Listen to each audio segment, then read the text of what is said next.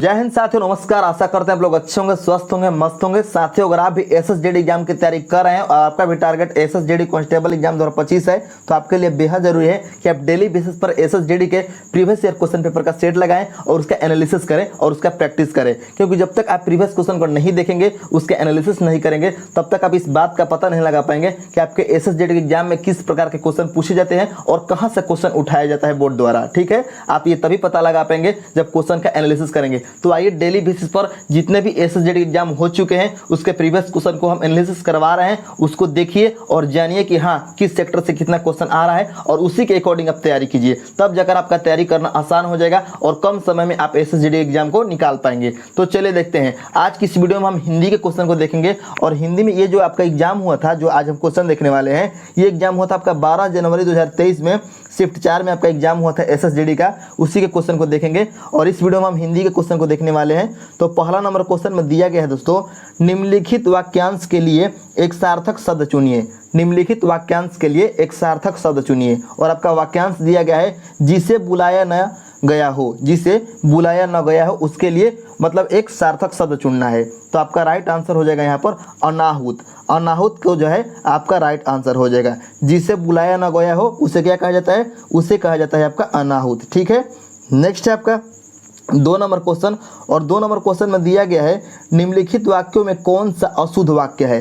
कौन सा अशुद्ध वाक्य है? तो आपका सही आंसर हो जाएगा शर्मा जी बुलाए हैं। शर्मा जी बुलाए हैं, ये जो है आपका अशुद्ध वाक्य है। ठीक है, ये अशुद्ध वाक्य है। नेक्स्ट है आपका 3 नंबर क्वेश्चन। और 3 नंबर क्वेश्चन में दिया गया है, निम्नलिखित में से कौन सा पत्र, पत्र का अर्थ नहीं है? कौन सा पत्र का अर्थ नहीं है? तो पत्र का अर्थ होता है आपका पत्रिका, एक पत्र का अर्थ होता है आपका चिट्ठी, एक पत्र का अर्थ होता है आपका पत्ता। लेकिन जो मुख्य है यहाँ पर, ये पत्र का अर्थ नहीं होता है, अर्थात ऑप्शन नंबर 1 आपका राइट आंसर हो जाएगा।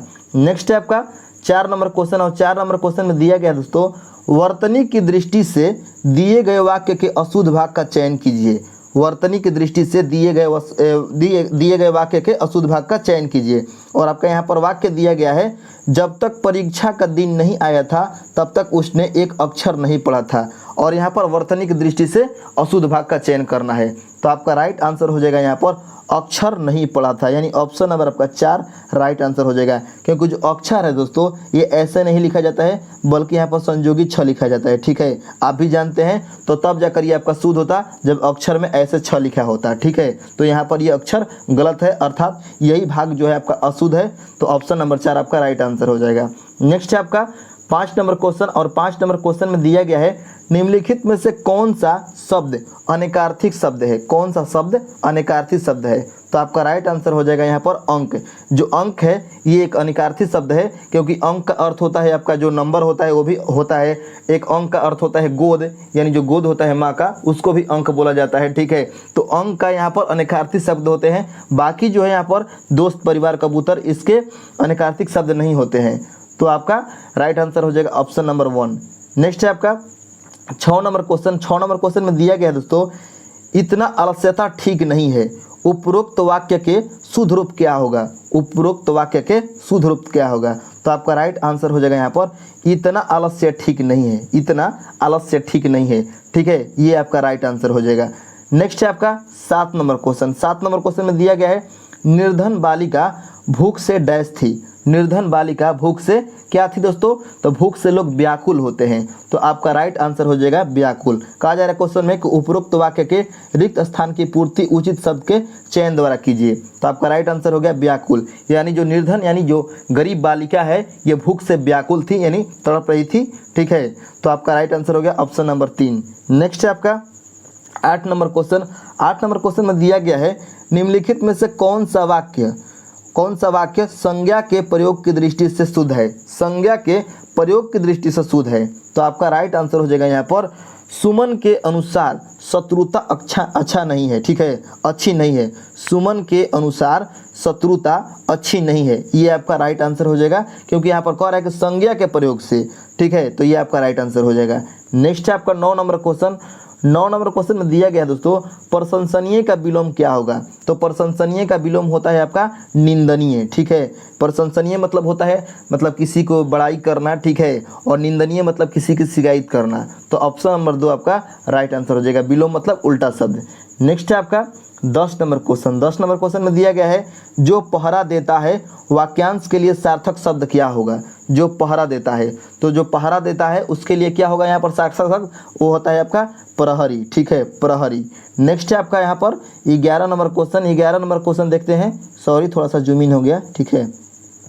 11 नंबर क्वेश्चन को देख लेते हैं। 11 नंबर क्वेश्चन में दिया गया दोस्तों यहाँ पर कि दिए गए विकल्प, दिए गए, थोड़ा सा जूम कर लेते हैं इसको, दिए गए विकल्पों में से कौन सा शब्द निम्नलिखित वाक्य में रेखांकित शब्द का पर्यायवाची नहीं है? और यहाँ पर आपका वाक्य दिया गया है, बच्चे को बच्चा बनाकर ही समझ सकते हैं। बच्चे को बच्चा बनाकर ही समझ सकते हैं। तो यहाँ पर कहा जा रहा है कि रेखांकित शब्द का कौन सा पर्यायवाची नहीं है, यानी कौन सा इसमें बच्चा का पर्यायवाची नहीं है। तो बच्चा का पर्यायवाची आपका होता है शिशु, बाल, बालक, लेकिन वायु जो है ये बच्चा का पर्यायवाची नहीं होता है, अर्थात आपका राइट आंसर हो जाएगा ऑप्शन नंबर 4 वायु, ठीक है। नेक्स्ट हम देखते हैं यहाँ पर 12 नंबर क्वेश्चन। 12 नंबर क्वेश्चन में दिया गया है, निम्नलिखित रिक्त स्थान में सबसे उपयुक्त मुहावरा क्या होगा? निम्नलिखित वाक्य के रिक्त स्थान में सबसे उपयुक्त मुहावरा क्या होगा? और यहाँ पर दिया गया है, वह बिना कारण ही डैश है। तो वह बिना कारण ही क्या होगा? यहाँ पर मुंह फुला लेता है, यानी ऑप्शन नंबर 1 आपका राइट आंसर हो जाएगा, ठीक है।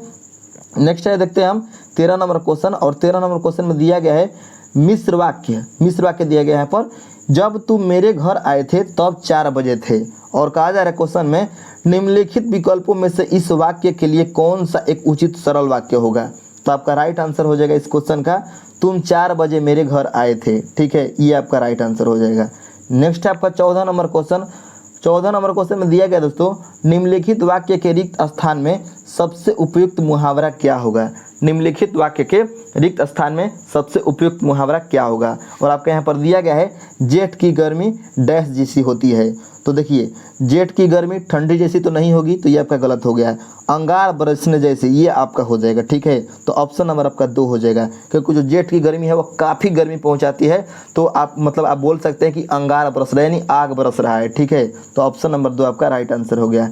नेक्स्ट है आपका, बार बार ये जूम आउट हो रहा है यार। नेक्स्ट है आपका यहाँ पर 15 नंबर क्वेश्चन। और 15 नंबर क्वेश्चन में दिया है, कुछ लाभ पाने की चाह वाक्यांश के लिए एक शब्द क्या होगा? कुछ लाभ पाने की चाह वाक्यांश के लिए एक शब्द क्या होगा? तो आपका सही आंसर हो जाएगा यहाँ पर लिप्सा। नेक्स्ट यहाँ पर आपका जो है वह आपका गद्यांश से क्वेश्चन है, ठीक है। और गद्यांश आपको इस तरह भरना है जिससे हम आपको बता रहे हैं। गद्यांश सबसे पहले आपको पढ़ना है, पूरा पढ़ना है, तब जाकर आप भरिएगा, आपका 5 क्वेश्चन सही होगा। 5 क्वेश्चन आपका गद्यांश से रहेगा। तो यहाँ पर दिया गया है, हम सभी को इस दुनिया में सफल होने के लिए हर जगह पर डैश देनी पड़ती है, यानी क्या देना पड़ता है दोस्तों? तो परीक्षा देनी पड़ती है। जब सबसे पहले आप गद्यांश पढ़िएगा और उसके बाद आपको चारों ऑप्शन पढ़ना है। जब चारों ऑप्शन पढ़ेंगे तो आपको यहाँ पर आंसर आपका मिल जाएगा। तो क्या यहाँ पर हो जाएगा? परीक्षा हो जाएगा, ठीक है। नेक्स्ट है आपका रिक्त स्थान 2 कहेगा भरने के लिए क्वेश्चन नंबर 17 में। तो क्वेश्चन नंबर 17 में क्या कह रहा है कि रिक्त स्थान 2 की पूर्ति कीजिए। तो रिक्त स्थान 2 में क्या दिया गया है? परीक्षाओं की डैश बहुत पुरानी है। तो परीक्षाओं की क्या पुरानी है, थोड़ा सा देख लेते हैं ऑप्शन में। तो कहा जा रहा है यहाँ पर अभिप्राय, धारणा, मामला, मनसा।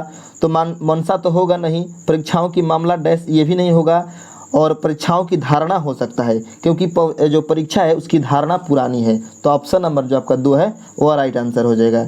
नेक्स्ट आपका 18 नंबर और कह रहा है इसमें रिक्त स्थान 3 को पूर्ति कीजिए। तो रिक्त स्थान 3 में कहा जा रहा है कि जीवन के लगभग डैश में हम परीक्षाओं का सामना करते हैं।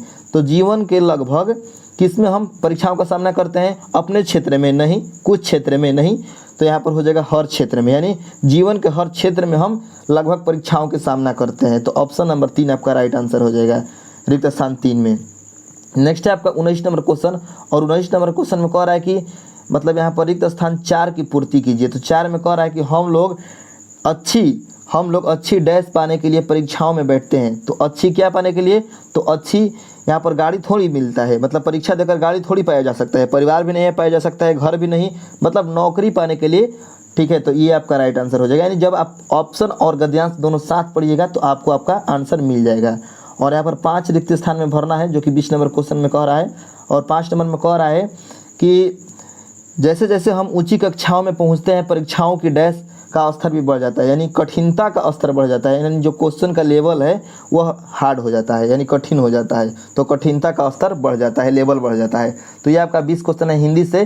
तो आप देख सकते हैं इसी प्रकार के क्वेश्चन आ रहे हैं और इसी के अकॉर्डिंग आपको तैयारी करना है और प्रैक्टिस करना है। मिलते हैं नेक्स्ट वीडियो में, तब तक के लिए धन्यवाद।